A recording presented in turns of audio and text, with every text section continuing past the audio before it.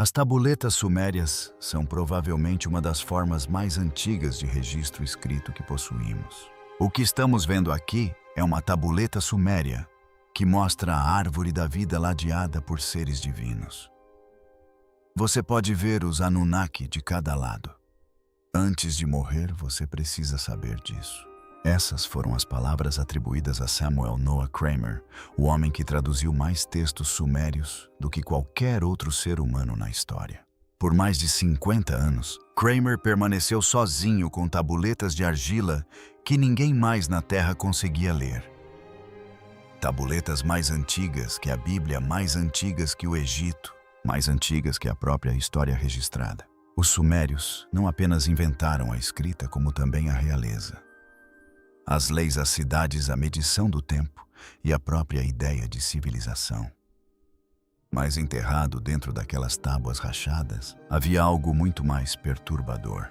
Kramer percebeu padrões, histórias que não evoluíam, avisos que se repetiam com precisão mecânica e descrições de deuses que se comportavam menos como mitos e mais como administradores. Seres que davam ordens, mediam humanos, puniam o fracasso e falavam da humanidade como algo projetado. Perto do fim da vida, Kramer ficou cada vez mais perturbado por uma conclusão que raramente afirmava publicamente: os sumérios não escreviam lendas. Eles registravam instruções, eventos e intervenções que acreditavam ser reais. E se Kramer estivesse certo, então a civilização não começou com a genialidade humana. Começou com o contato. E as tábuas nunca foram feitas para serem poesia. Elas foram feitas para serem lembradas. Antes de mostrarmos a parte que Kramer hesitou em publicar, curta e inscreva-se. É aqui que a história muda.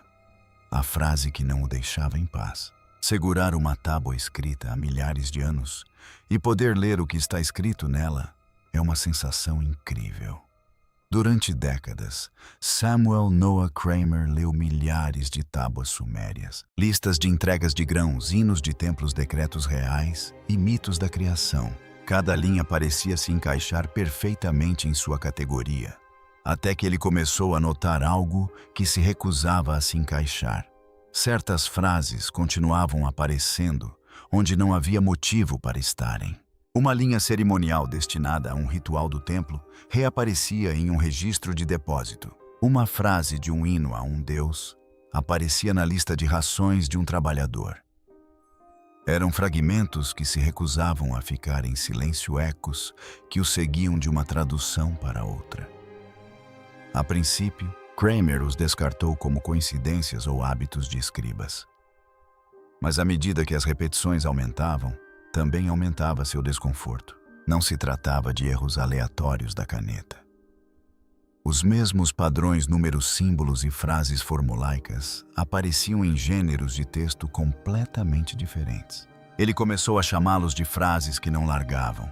Eles ultrapassaram as fronteiras entre a escrita sagrada e a prática, entre o mito e a matemática. Para a maioria dos estudiosos, essa sobreposição não significava nada.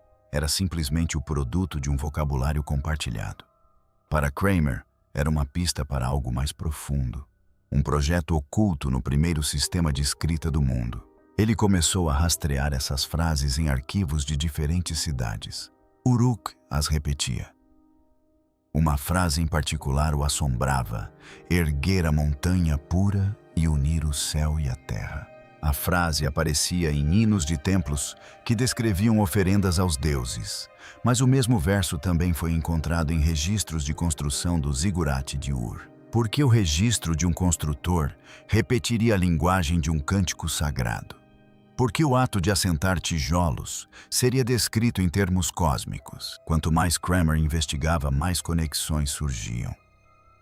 Linhas que davam início a orações também davam início a tablets de contabilidade. As fórmulas de bênção correspondiam às frases usadas para selar acordos comerciais. Números considerados divinos, como 3, 7 e 60, apareciam não apenas em mitos, mas também em registros de suprimentos e tabelas de racionamento. Ele percebeu que os sumérios não usavam a escrita apenas para registrar seu mundo, mas para organizá-lo.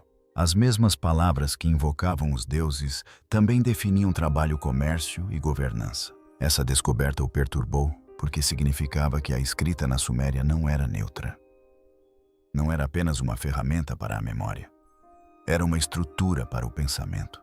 Ao incorporar a linguagem sagrada no cotidiano, os sumérios diluíram a linha divisória entre adoração e administração. Cada tabuleta, independentemente de listar sacrifícios ou impostos, reforçava a mesma visão de mundo, a de que a ordem divina e a ordem humana eram uma só.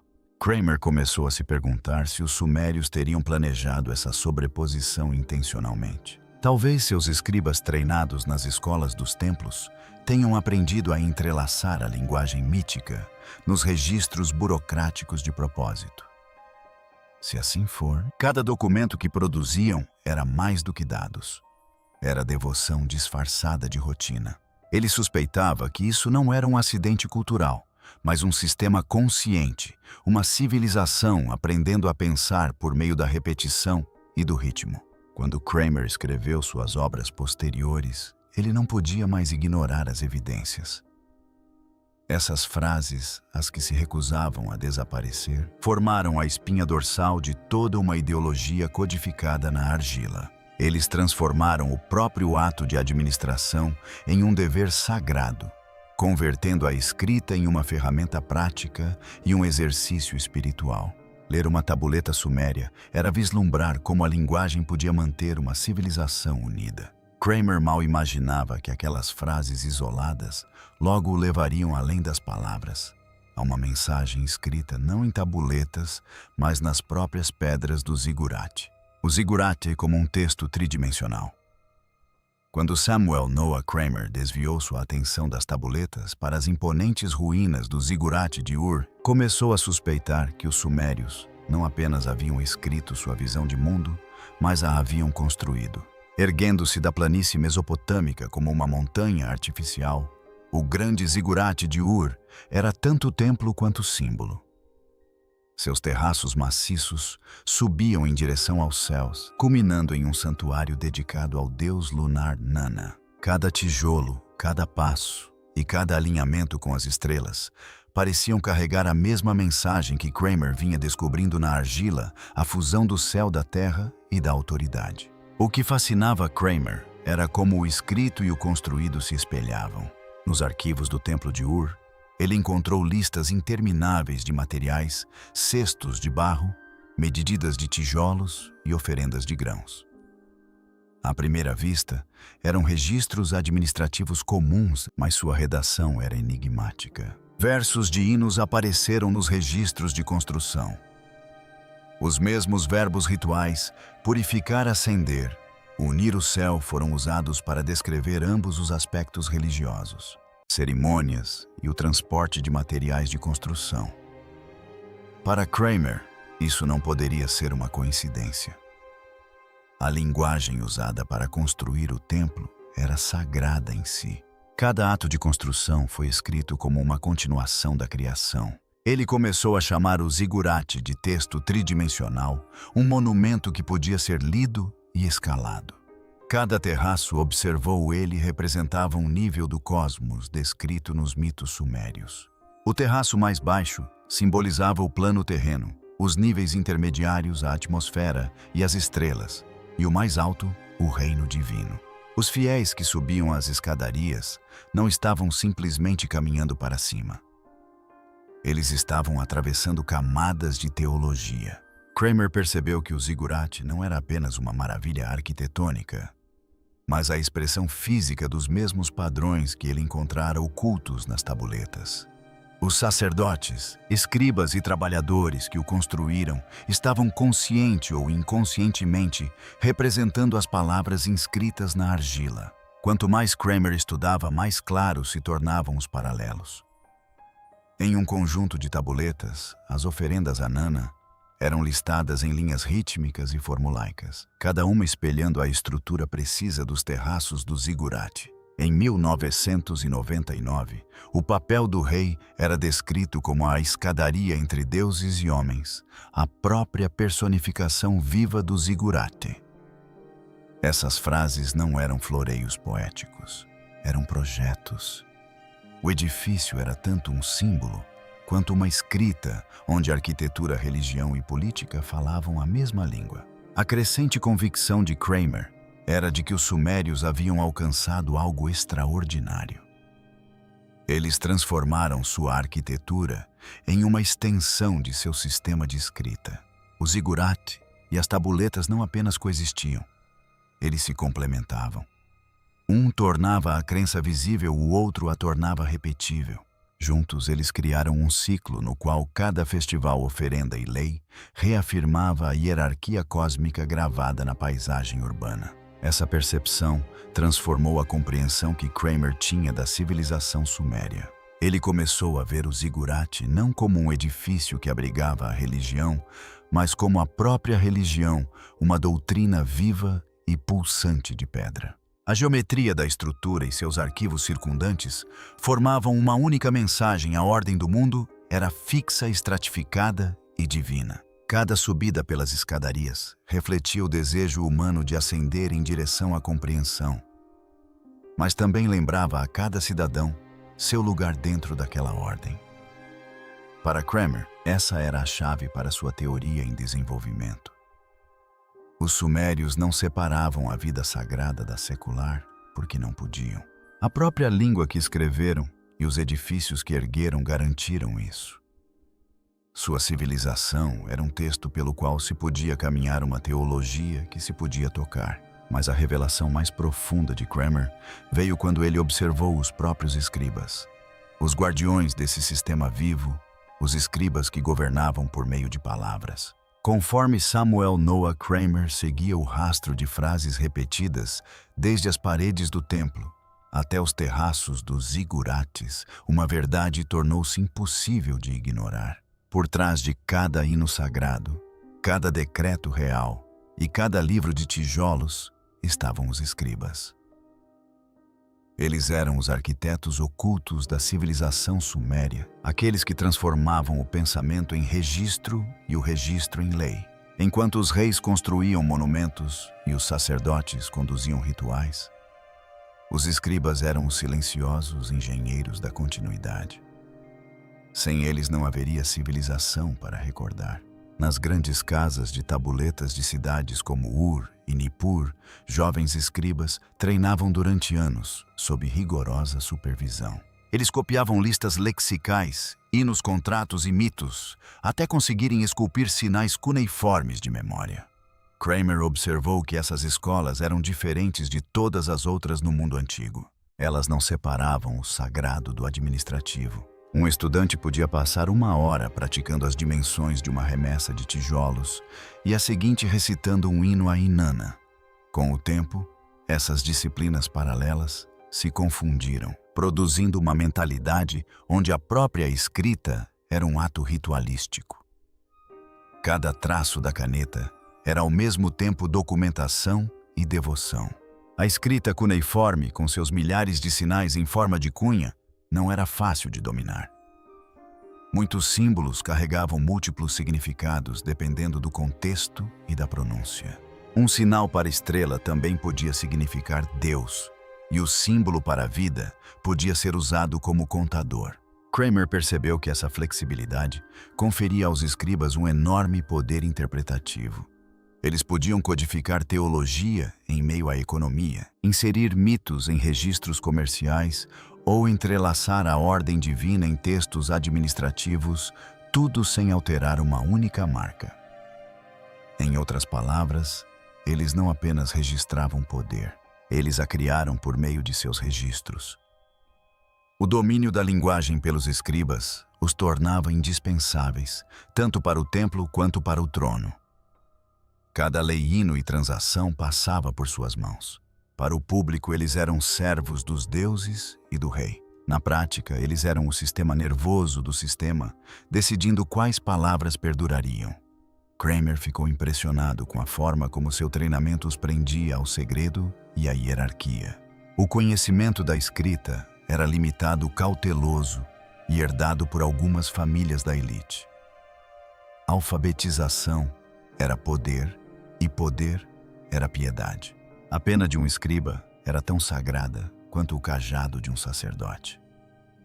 Em sua pesquisa, Kramer comparou fórmulas de escribas ao longo dos séculos e encontrou uma continuidade que desafiava as mudanças dinásticas. Mesmo quando reis caíam e cidades queimavam, as frases persistiam. As mesmas aberturas, fechamentos e números rituais. Para ele, essa resistência revelava que não eram os governantes que moldavam a identidade da civilização, mas sim os escribas que mantinham o código. Eles eram os guardiões da ordem cósmica, garantindo que cada novo reinado falasse a mesma língua divina. O domínio deles era pacífico, imposto não por exércitos, mas por palavras impressas na argila. Essa descoberta reformulou completamente a compreensão que Kramer tinha dos sumérios. O Zigurati talvez incorporasse sua teologia, mas os escribas eram seus intérpretes, aqueles que podiam traduzir entre deuses e homens, mito e matemática. Cada inscrição, desde mitos da criação até listas de rações, carregava suas impressões digitais invisíveis. Eles decidiram quais ideias seriam preservadas, quais frases seriam repetidas e quais verdades seriam canonizadas. Para Kramer, isso os tornou os primeiros verdadeiros autores de ideologia na história da humanidade.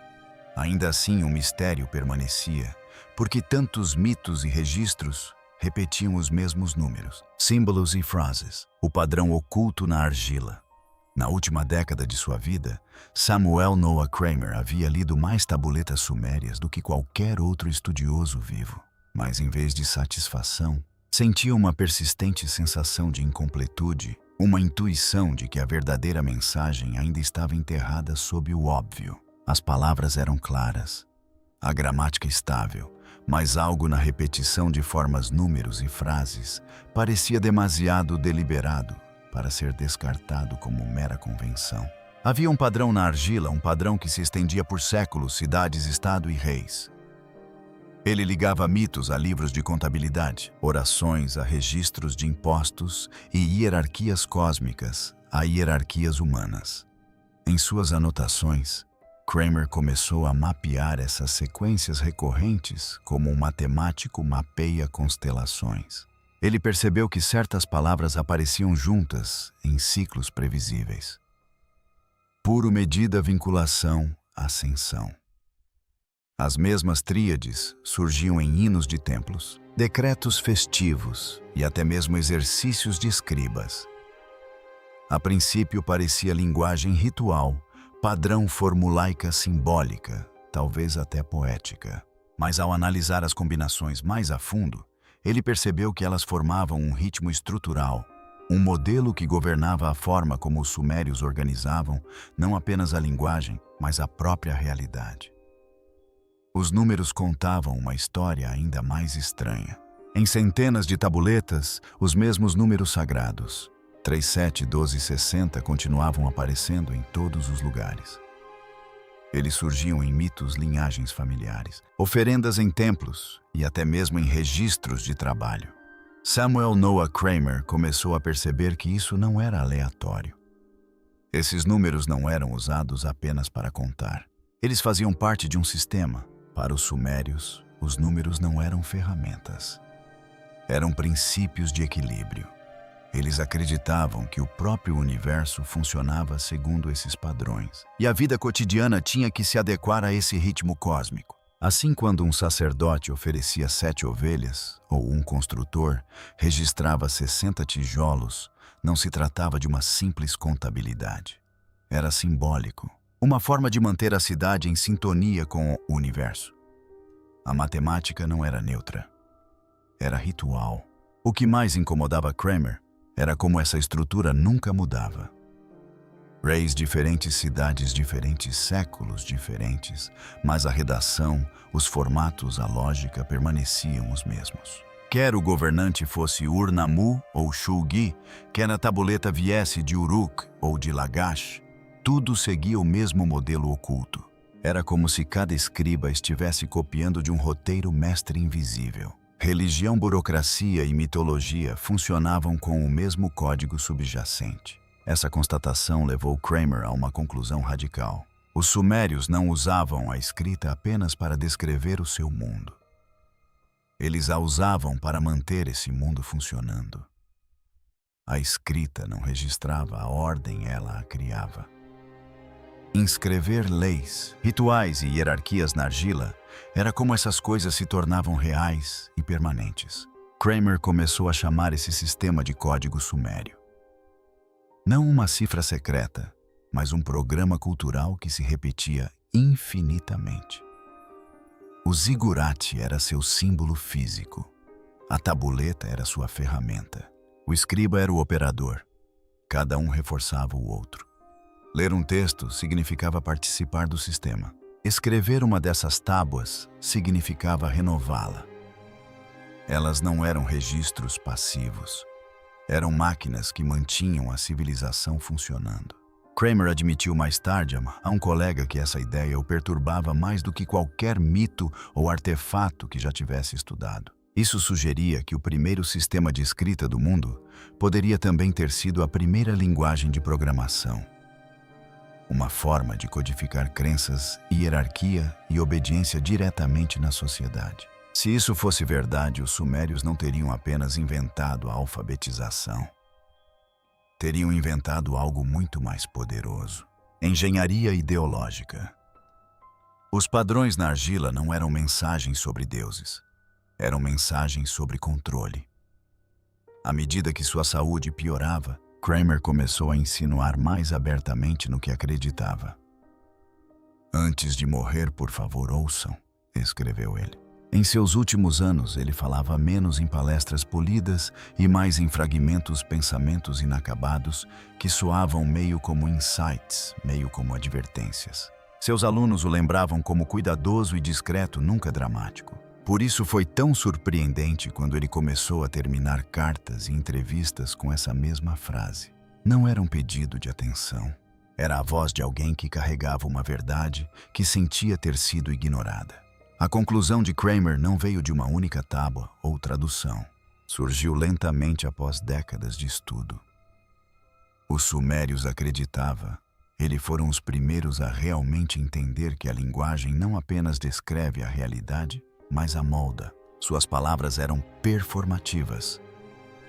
Quando um escriba escrevia que um rei governava por vontade divina, essa afirmação não apenas relatava uma crença, mas a criava. A própria escrita se tornava um ato de criação, e quem a controlava a realidade. Em seus cadernos posteriores, Kramer escreveu que toda civilização é construída sobre dois tipos de poder. Um é visível tijolos, exércitos, templos. O outro é invisível histórias, leis, mitos. Os sumérios fundiram os dois através da escrita. O zigurate tornou a hierarquia visível na pedra. A escrita cuneiforme a preservou em texto. Juntos formaram um ciclo que ensinou gerações a ver a ordem como algo natural e inquestionável. O sacerdote lia a tabuleta. O trabalhador assentava os tijolos. Ambos acreditavam estar servindo aos deuses. Na realidade, eles estavam seguindo uma lógica escrita séculos antes por escribas que já haviam desaparecido. Kramer temia que essa ideia soasse mística ou conspiratória, então raramente a declarava abertamente. Mas em uma carta, ele escreveu uma única frase e a sublinhou 2 vezes. Os sumérios descobriram que para governar a mente, bastava governar os símbolos. Para eles, essa foi a sua maior invenção, o controle através da linguagem em vez da força. Um poder silencioso que se tornaria a base de todas as sociedades organizadas que se seguiram. A tragédia, na visão de Kramer, era que esse poder se tornou invisível justamente por funcionar tão bem. Uma vez que a escrita foi incorporada à religião e ao governo, ninguém a questionou. Palavras sagradas se tornaram lei de Estado. Os sumérios não criaram apenas uma escrita. Eles criaram um sistema de pensamento que reverberaria em códigos legais, religiões e burocracias por milhares de anos. Onde os leitores modernos veem textos antigos, Kramer via o projeto da própria civilização. Seus últimos escritos inéditos assemelham-se mais a reflexões do que a trabalhos acadêmicos. Ele argumentava que a linha divisória entre mito e registro histórico sagrado e secular não existia no princípio. Os primeiros escritores não documentaram a verdade, eles a fabricaram. E para Kramer, isso não era uma acusação, era um reconhecimento. A primeira grande tecnologia da humanidade foi a crença tornada permanente por meio das palavras. Os mitos não eram erros, eram ferramentas. Estruturas que ajudavam os humanos a organizar, lembrar e imaginar. Vistos dessa forma, cada tablete, pergaminho ou inscrição não era apenas um registro do passado, mas um projeto para o futuro. No fim, o alerta de Kramer parece mais relevante do que nunca. Os sumérios ensinaram à humanidade uma lição perigosa. Quem controla a escrita controla a verdade. Suas tabuletas de argila não apenas registraram uma civilização, elas a criaram. Através das palavras, moldaram a fé, o poder e a ordem. Assim a questão permanece. Nossas instituições ainda utilizam a linguagem da mesma maneira. Se isso te fez pensar diferente, curta e inscreva-se e junte-se a nós na próxima análise aprofundada dos segredos ancestrais que ainda moldam o mundo moderno.